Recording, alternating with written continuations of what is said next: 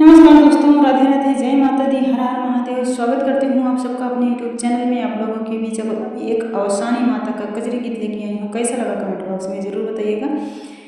हरे रमा मैया मोरी अवसानी अगने मोरे आवरे हरी की। हरे रमा मैया मोरी अवसानी अगने मोरे अपने सासू जी से गोबर मंगाए अंगना दी लिपाई रामा। अपने सासू जी से गोबर मंगाए अंगना दी लिपाई रामा। हरे रामा अंगने में चौक पुराए अंगने मोरे आवरे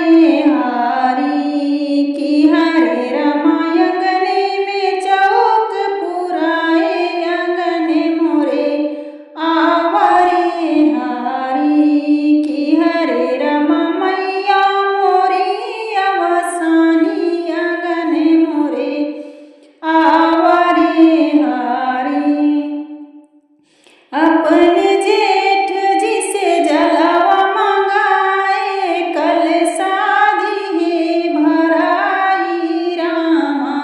अपने जेठ जी से जलावा मंगाए कल शादी है भराई रामा। हरे रामा जेठनी दिया न जलावे अंगने मोरे आवरे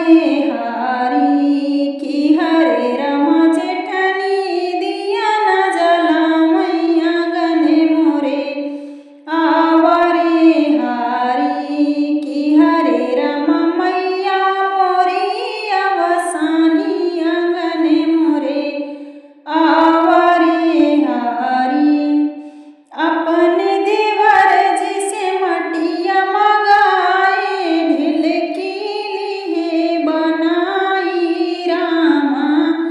अपने देवर जी से मटिया मंगाए ढिलकी है बनाई रामा।